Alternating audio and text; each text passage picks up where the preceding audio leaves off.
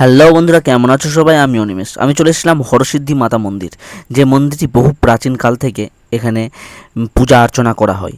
তো এই মন্দিরটি সম্বন্ধে আমি তোমাদের সাথে কিছু আলোচনা করব। উজ্জয়নের হরসিদ্ধি মাতা মন্দির ভারতের অন্যতম প্রাচীন ও পবিত্র শক্তি উপাসনার কেন্দ্র। মন্দিরটি ক্ষিপ্রা নদী ও রূপসাগরের কাছাকাছি মহাকালেশ্বর মন্দিরের আদুরে অবস্থিত।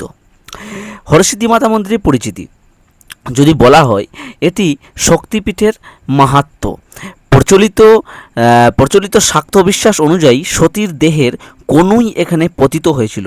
এই কারণেই হরসিদ্ধি মন্দিরকে শক্তিপীঠ হিসাবে অত্যন্ত শ্রদ্ধার সঙ্গে দেখা যায়। তবে শক্তিপীঠের সংখ্যা ও কোন অঙ্গ কোথায় পতিত হয়েছিল সেসব বিষয়ে কোনো শাস্ত্র ও ঐতিহ্য কোনো মতভেদ রয়েছে।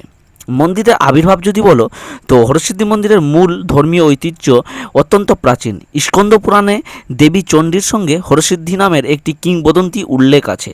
কথিত আছে, চণ্ড ও প্রচণ্ড নামে দুই অসুরকে দমন করার পর চণ্ডী হরসিদ্ধি নামে পরিচিত হয়।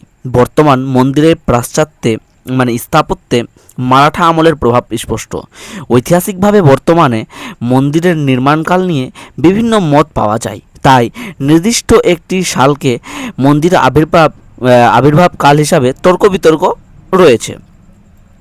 উজ্জয়নের কিংবদন্তি রাজা বিক্রমাদিত্য হরসিদ্ধি মাতার পরম ভক্ত হিসাবে পরিচিত ছিল।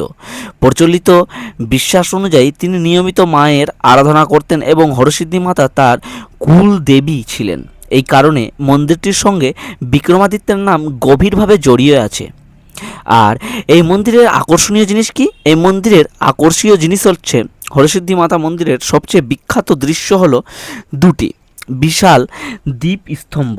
এই স্তম্ভগুলিতে অসংখ্য প্রদীপ জ্বালানো হলে পুরো মন্দির প্রাঙ্গণে অপূর্ব আলোয় আলোকিত হয়ে ওঠে। বিশেষ করে নবরাত্রির সময় এই দৃশ্য অত্যন্ত মনোমুগ্ধকর। মন্দিরে রয়েছে শ্রীযন্ত্র যা শক্তির প্রতীক হিসাবে পূজিত। এছাড়াও দেবী অন্নপূর্ণা, মহালক্ষ্মী ও মহাসরস্বতীর বিগ্রহ ও দর্শন পাওয়া যায়। মন্দিরের প্রাঙ্গণে একটি প্রাচীন কূপ ও ঐতিহ্যবাহী স্থাপত্যের নানা নিদর্শন রয়েছে। এই মন্দিরটি আপনারা কেন দর্শন করবেন? হরসিদ্ধি মাতা মন্দির শুধু একটি মন্দির নয়, এটি উজ্জয়নের পৌরাণিক ঐতিহাসিক উপাসনা স্থাপত্য, ভক্তির এক অনন্য মিলনস্থল। দিনের শান্ত পরিবেশ যেমন স্নিগ্ধ মন্দিরের সবচেয়ে বিখ্যাত মূল দৃশ্য এটা ছিল। আর মন্দিরের রয়েছে, এটা হয়ে গেছে কেন দর্শনগর হয়ে গেলে। এবার আমরা কি বলবো, যে তোমরা কারা কারা এই হরসিদ্ধ মায়ের মন্দিরে গেছো, হরসিদ্ধি মাতা মন্দিরে গেছো, অবশ্যই কমেন্ট করো। এই যে দেখো, এটি হয়েছে হরসিদ্ধ মায়ের মন্দির। তো সত্যি বলতে গেলে খুবই সুন্দর সেই জায়গা।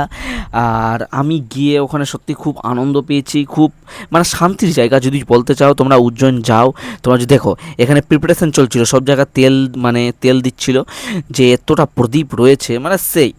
আর এখানে পরম ভক্ত যদি বলো, তাহলে বিক্রমাদিত্য ছিল পরম ভক্ত।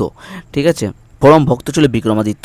দেখো চারিদিকে সৌন্দর্য সব অতুলনীয়। আর আমি অপেক্ষায় ছিলাম যে সন্ধ্যা আরতি হবে, তার অপেক্ষায় আমি ছিলাম। তো কখন সন্ধ্যা আরতি হয়, আর কিছুক্ষণের মধ্যে সন্ধ্যা পড়ে যাবে। বিকালের সময় আমি ওখানে পৌঁছে গেছিলাম, বিকালের দিকেই, সূর্য অস্ত দেয়নি তার আগে আমি ওখানে পৌঁছে গেছিলাম। কারণ দেখার ব্যাপার আছে, কাছ থেকে দেখতে গেলে সত্যি খুব ভালো লাগে দূরের তুলনায়। তাই জন্য আমরা আগে থেকে ওখানে পৌঁছে গেছিলাম। পৌঁছে আমরা অপেক্ষায় ছিলাম যে কখন প্রজ্বলিত হবে প্রদীপগুলো। সেই প্রদীপ দেখার জন্য সত্যি মন আকুল বিকুল হয়ে গেছিলো। এই অন্ধকার হয়ে গেছে, এবার কিছুক্ষণের মধ্যেই প্রদীপ প্রজ্বলিত হবে। তো তোমরা কারা কারা গেছো, উজ্জয়ন গেছো, কমেন্ট করো। মহাকালেশ্বর গেছো, কমেন্ট করো। আর এই জায়গাটা যারা গেছো, সন্ধ্যার আরতি যারা দেখেছো, অবশ্যই কমেন্ট করো। বেশি বেশি করে শেয়ার করো, ফলো করো, আর ইউটিউবে গিয়ে সাবস্ক্রাইব করো। এটাই সকলের কাছে বিনীত আবেদন। তো দেখো, আর কিছুক্ষণের মধ্যেই আলোগুলো প্রজ্বলিত হবে তোমাদের সামনে, আর তোমরা দেখবে সেই আলো তোমাদের সামনে আমি তুলে ধরেছি। আর আমি উজ্জয়নে কোথায় কোথায় গেছি, আমি সব কিছুই তোমাদের সাথে শেয়ার করব স্টেপ বাই স্টেপ। তোমরা পাশে থাকো, সাথে থাকো, আর এভাবেই সবার পাশে থেকে সাথে থেকে ভালোবেসে থেকে যাও, এটাই সকলের কাছে আবেদন। এই যে দেখো চারিদিকে দেখো কত সুন্দর লাগছে, কত সুন্দর লাগছে যখন প্রদীপগুলো জ্বলে উঠেছে, দেখো কত সুন্দর লাগছে। এবার আমাদের ওখানে দর্শন হয়ে গেল, এবার আমরা এখান থেকে বেরিয়ে পড়লাম। সকাল খুব ভালো থেকো, সুস্থ থেকো, সকলের পাশে এলো অ্যাক্টিভ হয়ে থাকো। লাভ ইউ অল, সকলকে টাটা।